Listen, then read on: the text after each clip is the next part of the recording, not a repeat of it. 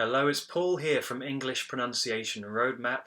So here's your word of the day below. Now have a look below in the comments if you would like to see the definition. Otherwise, pause the video, record yourself, and then you can compare it to the standard British pronunciation at the end.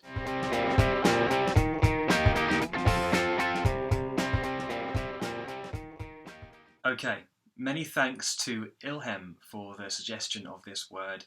It's a tricky one, right? It's a challenge, and certainly challenged me. I had to look it up for the meaning.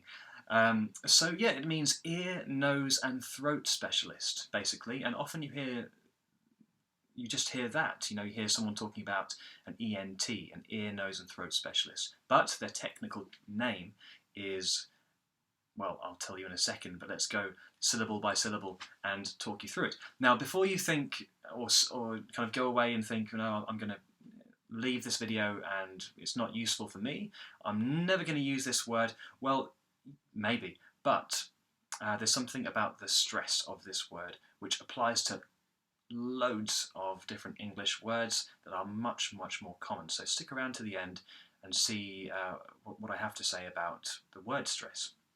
So let's dive in. You start off with otor, which is simply the O vowel, like in the word no, the T consonant, unvoiced, no vibration, using the tip of the tongue.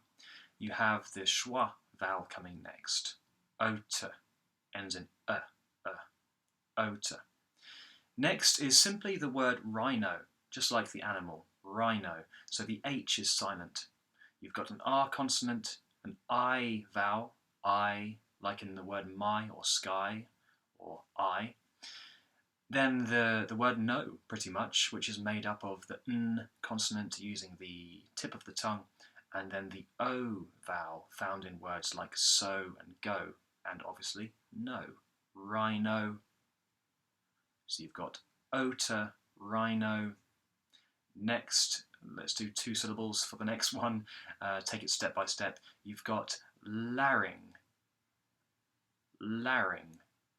which begins with a light L going into an A vowel, then another R consonant going into a short I vowel, like in the word kit or in, and then the NG consonant using the back of the tongue, so like in the word song or sing, right?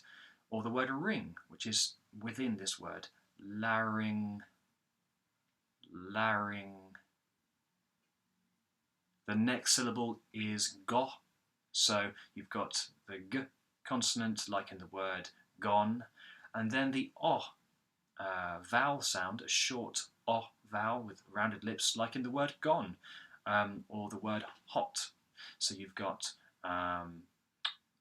go, and then the next part, I'm losing it here, it's such a long word. I think I'm keeping up, I hope you are. So you've got otor, rhino, larynx, go, and then the final two syllables begin with a L, a light L sound, and that's followed by a schwa vowel, so L,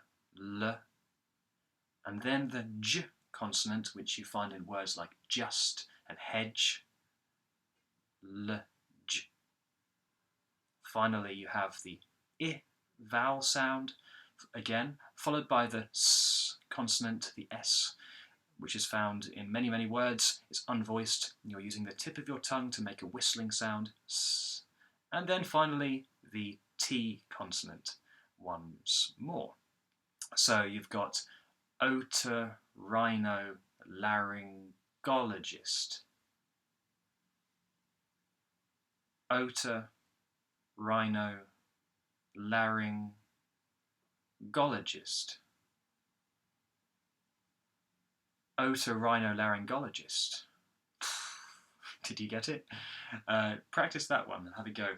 And we'll talk more about the word stress after these examples, which should be helpful for everyone. Otorhinolaryngologist. Otorhinolaryngologist. Or you could just say, I'm going to see the ENT today. But if you work in that field, I hope that was helpful. And either way, this should be interesting or helpful for you. So we've got the primary stress of this word, which is on the go syllable, otorhinolaryngologist, okay? But because it's a long word, and loads of long words in English have this pattern, this feature, because of that, there is also another stress. In fact, there are 3 other stresses, and those are called secondary stressed syllables. And the secondary stress syllables are a bit lower in pitch. They're not as high as the main stress, but they really help with the rhythm of speech. They help you to keep the word going even though it's really long before you get to the end. So in this way, we've got the O, ri, la. Those 3 syllables are secondary stress syllables. So what you hear is Otorhinolaryngologist. Okay, so the first part is otorhinolaryng,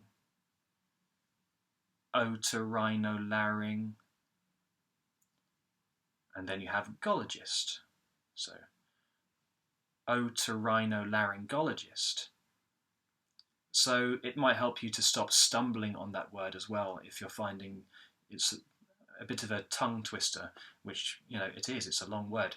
So there are more examples of this, and I'll leave these below. Have a listen to just a couple of these though. Charismatic, enthusiastic, supernatural.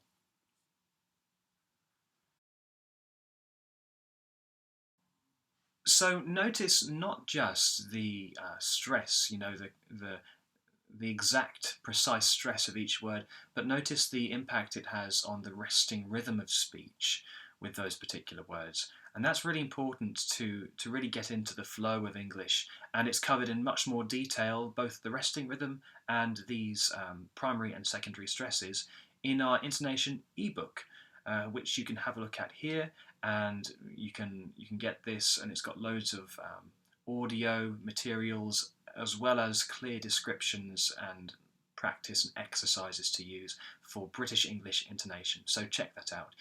I hope that was helpful. Please do stay tuned for the third word it will be now.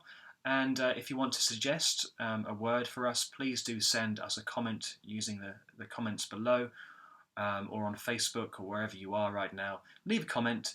And please subscribe so you make sure you keep receiving these notifications and you don't miss any of the words of the day. I'll see you tomorrow.